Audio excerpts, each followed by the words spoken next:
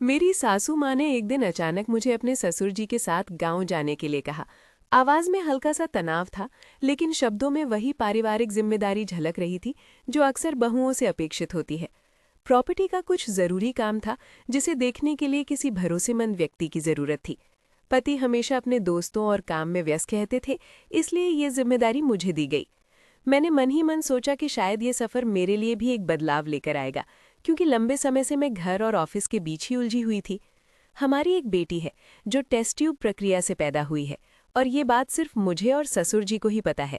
इस राज ने कहीं ना कहीं हमारे बीच एक अलग सा विश्वास भी बना दिया था। गांव का घर पहाड़ पर स्थित है, जहां तक गाड़ी आराम से पहुंच सकती है। रास्ते भर ठंडी हवा चल रही थी और मन में एक अजीब सा मिश्रण था, जिम्मेदारी का भी और हल्की सी आज़ादी का भी। मुझे लगा कि ये सफ़र शायद मेरी जिंदगी को एक नया मोड़ देने वाला है। जब हम गांव पहुंचे तो शाम हो चुकी थी। पहाड़ की ढलान पर बना एक मंजिला घर दूर से ही सुंदर लग रहा था। आसपास हरियाली थी, ठंडी हवा थी और वातावरण में एक अलग ही सुकून था। हमारे कुछ रिश्तेदार भी पास में रहते थे, इसलिए उन्होंने उसी रात हमें खाने पर बुला लिया। बड़ी सासू माँ भी आई और घर की राजनीति पर चर्चा होने लगी। गांव का माहौल शहर से बिल्कुल अलग था, सादगी भरा लेकिन रिश्तों की गहराई लिए हुए। घर में नौकर राजेश पहले से ही सफाई और व्यवस्था देख रहा था। ससुर जी ने अगले दिन के काम की रूपरेखा बनाई और मुझे बताया कि प्रॉपर्टी के कागजात देखने होंगे। मैं चुपचाप सब सुनती रही। मुझे लगा कि ये मौका है जब मैं खुद को साबित कर सकती हूँ। परिवार में अक्सर मुझे सिर्फ जिम्मेदार बहू के रूप में देखा जाता था, लेकिन इस बार मैं खुद अपने फैसले लेना चाहती थी। उस रात मैं छत पर खड़ी होकर दूर पहाड़ों को देखती रही और सोचती रही कि जिंदगी कितनी बदलती रहती है, कभी शहर की भागदौड़ तो कभी गांव की शांति। सोमवार का दिन सामान्य ढंग से शुरू हुआ। सुबह ठंडी हवा के साथ चाय पीते हुए मैंने सोचा कि शायद यहाँ का जीवन मुझे थोड़ा सुकून देगा। ससुर जी काम के सिलसिले में बाहर चले गए और मैं बड़ी सासू माँ के साथ बैठी रही। घर की परंपराएं, रिश्तेदारों की बातें और परिवार की जिम्मेदारियां, सब पर चर्चा होती रही। हमारे घर में ये नियम था कि बहू बिना पल्लू के किसी भी पुरुष के सामने नहीं जाएगी। मैंने हमेशा इस परंपरा का सम्मान किया है। मैं खुद को एक संस्कारी बहू मानती हूँ, जो परिवार की मर्यादा को सबसे ऊपर रखती है। लेकिन कभी कभी मन में ये सवाल भी उठता था कि क्या बहू होना सिर्फ जिम्मेदारियों का दूसरा नाम है? क्या उसकी अपनी इच्छाएं और विचार मायने नहीं रखते? दिन भर के काम के बाद शाम को जब ससुर जी लौटे तो उन्होंने मुझसे प्रॉपर्टी के कागजात पर चर्चा की। उनकी आवाज़ में हमेशा की तरह गंभीरता थी, लेकिन मुझे लगा कि वो मुझे एक जिम्मेदार साथी की तरह देख रहे हैं, न कि सिर्फ बहू की तरह। ये एहसास मेरे आत्मविश्वास को बढ़ा रहा था। अगले दिन मौसम अचानक बदल गया। सुबह से ही बादल घेर आए थे और दोपहर तक तेज बारिश शुरू हो गई। उस रात हम बड़ी सासू माँ के घर खाने पर गए थे। ससुर जी उनके पति के साथ बैठे थे और मैं बड़ी सासू माँ के साथ रसोई में बातें कर रही थी। घर की राजनीति और पुराने किस्सों के बीच समय कैसे बीत गया पता ही नहीं चला। जब लौटने का समय आया तो बारिश और तेज हो चुकी थी। बड़ी सासू माँ ने मुझे एक छोटी सी छतरी थमा दी, लेकिन तेज हवा के सामने वो बेअसर थी। घर पहुँचते पहुँचते मैं पूरी तरह भीग चुकी थी। साड़ी शरीर से चिपक गई थी और बाल खुले होने के कारण कंधों पर लहरा रहे थे। ठंडी हवा के कारण हल्की सी सिहरन हो रही थी।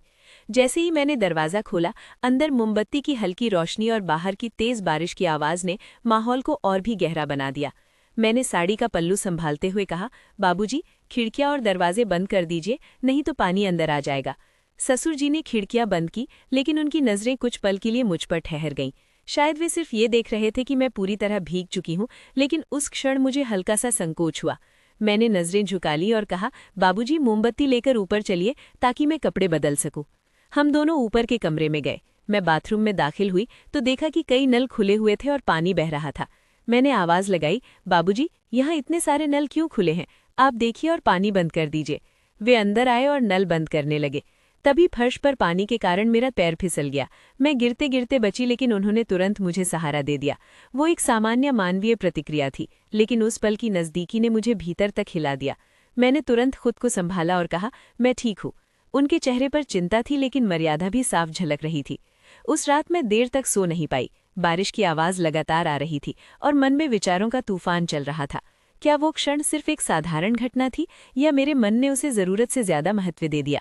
ससुर जी ने हमेशा मेरा सम्मान किया है, खासकर उस समय जब मेरी बेटी टेस्ट ट्यूब प्रक्रिया से पैदा हुई थी और मैं मानसिक रूप से बहुत कमज़ोर थी। उस कठिन समय में उन्होंने मुझे सहारा दिया था और कहा था कि ये बात हमारे बीच ही रहेगी। उनके प्रति मेरे मन में हमेशा आदर रहा है, लेकिन उस रात की घटना ने मुझे असमंजस में डाल दिया। शायद अकेलापन और बारिश का माहौल मन को ज्यादा संवेदनशील बना देता है। मैंने खुद से कहा कि मुझे अपने विचारों पर नियंत्रण रखना होगा और रिश्तों की मर्यादा को समझना होगा। अगले दिन सुबह सब सामान्य था।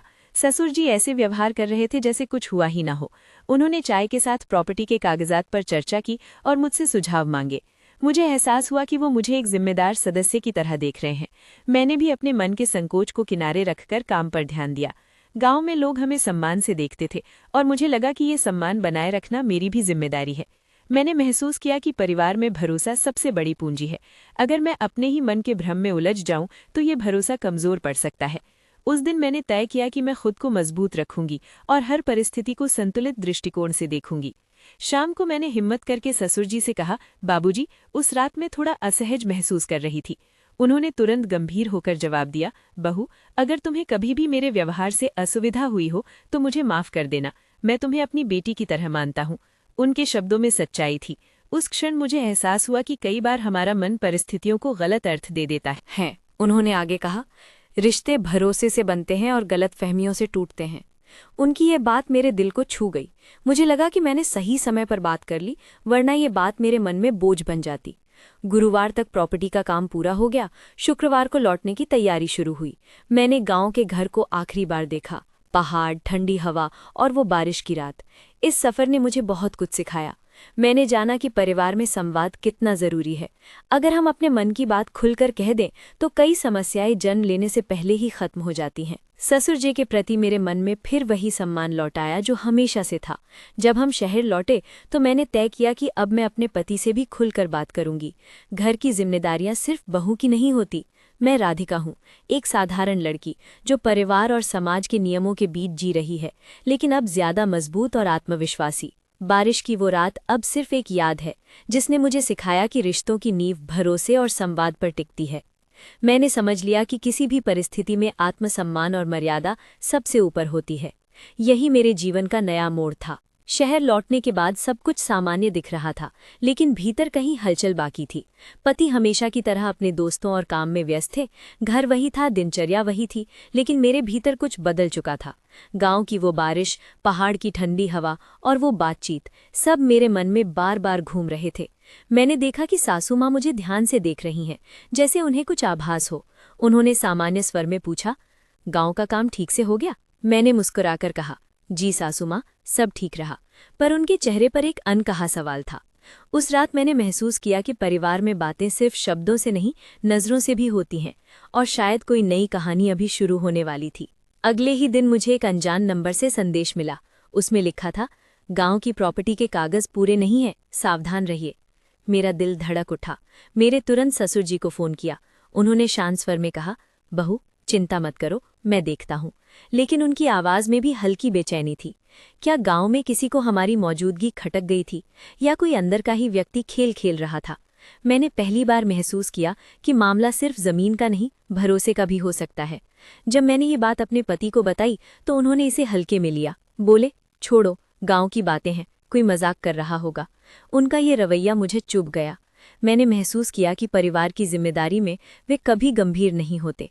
उसी रात मैंने तय किया कि अब मैं हर बात खुद समझूंगी। अगर कोई साजिश है तो उसका सच सामने लाना जरूरी है। एक शाम सासू माँ ने अचानक पूछा, गांव में सब ठीक था ना? उनकी नज़रें गहरी थीं। मैंने कहा, जी, सब ठीक था। उन्होंने धीरे से कहा, मुझे लगता है कोई हमारे खिलाफ चाल चल रहा है। ये सुनकर मैं चौंक गई। क्या उन्हें भी वही अंदेशा था जो मुझे था? परिवार की राजनीति अब खुलकर सामने आने लगी थी। मैंने अपने कमरे में पुरानी फाइलों को देखना शुरू किया। तभी एक फाइल में मुझे एक अधूरा दस्तावेज मिला जिसमें प्रॉपर्टी के हिस्से का जिक्र था। उसमें बड़ी सासू माँ के पति का नाम अलग तरीके से दर्ज था। ये देखकर मेरे पैरों तले जमीन खिसक गई। क्या वे लोग चुपचाप हिस्सेदारी बदलने की कोशिश कर रहे थे? मैंने ये कागज ससुर जी को दिखाया। वे कुछ देर चुप रहे, फिर बोले, बहू, मुझे भी शक था, लेकिन सबूत नहीं था। उनकी आंखों में चिंता थी। उन्होंने कहा कि गांव में कुछ लोग रिश्तों का फायदा उठाकर खेल खेलना चाहते हैं। ये सिर्फ संपत्ति का नहीं, इज्जत का सवाल था।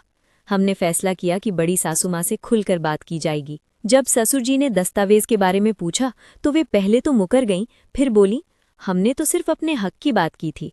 माहौल भारी हो गया। मैंने पहली बार देखा कि परिवार के रिश्ते कितने नाजुक होते हैं। उसी रात खबर आई कि गांव के घर में किसी ने ताला तोड़ने की कोशिश की है। राजेश ने फोन करके बताया। ये सुनते ही हम सब सकते में आ गए। अब ये मामला गंभीर हो चुका था। ससुर जी ने तुरंत पुलिस में शिकायत दर्ज कराने का निर्णय लिया। जांच में पता चला कि कुछ स्थानीय दलाल जमीन हड़पने की योजना बना रहे थे।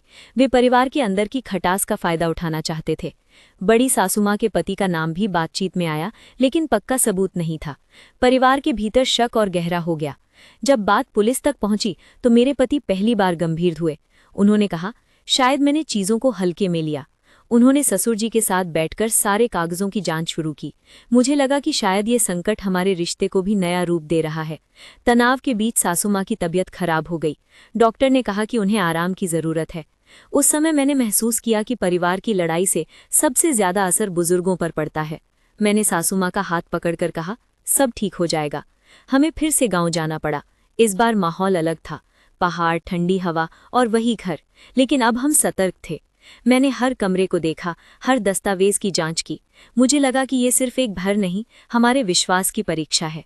आखिरकार पता चला कि स्थानीय दलालों ने ही दस्तावेजों में फेरबदल की कोशिश की थी। बड़ी सासुमां के पति अनजाने में उनके संपर्क में आ गए थे। जब सच्चाई सामने आई तो वे शर्मिंदा हुए। हालांकि सच्चाई सामने आ गई, लेकिन रिश्तों में हल्की दरार रह गई थी। भरोसा एक बार टूटे तो जुड़ता जरूर है, पर निशान रह जाते हैं। मैंने महसूस किया कि परिवार को संभालना आसान नहीं है। इस पूरे घटनाक्रम में मैंने खुद को बदला हुआ पाया। अब मैं सिर्फ एक संस्कारी बहू नहीं, बल्कि समझदार और मजबूत सदस्य थी। ससुर जी ने कहा, बहू, अगर तुम न होती तो शायद सच सामने न आता। मेरे पति ने पहली बार मुझे धन्यवाद कहा। उन्होंने स्वीकार किया कि जिम्मेदारियों से भागना आसान है, लेकिन निभाना मुश्किल। ये सुनकर मुझे लगा कि शायद ये संकट हमारे वैवाहिक जीवन का भी मोड़ है। जब सब शांत हुआ तो सासू माँ ने मुझे गले लगाया। उन्होंने कहा, तुमने घर की लाज रख ली। उनकी आंखों में गर्व था। मुझे लगा कि शायद अब वे मुझे सिर्फ बहू नहीं, बेटी मानती हैं। एक शाम फिर बारिश हुई। मैं खिड़की के पास खड़ी थी। वही बूंदे, वही ठंडी हवा, लेकिन अब मन में डर नहीं था, सिर्फ आत्मविश्वास था। मुझे लगा कि जिंदगी की हर बारिश हमें कुछ सिखाने आती है। हमने तय किया कि अब हर निर्णय मिलकर लिया जाएगा। प्रॉपर्टी के सारे कागज पारदर्शी तरीके से बांटे गए। बड़ी सासुमां से भी रिश्ते सुधरने लगे। आज जब मैं पीछे मुड़कर देखती हूँ तो समझती हूँ कि गांव की वो यात्रा सिर्फ एक काम नहीं थी, बल्कि मेरी परीक्षा थी। मैं राधिका, एक साधारण लड़की जिसने परिस्थितियों के बीच खुद को मजबूत पाया। ट्विस्ट और टर्न ने मुझे गिराया नहीं, बल्कि खड़ा होना सिखाया। अब मुझे यकीन है कि रिश्ते संवाद, भरोसे और साहस से ही मजबूत होते हैं।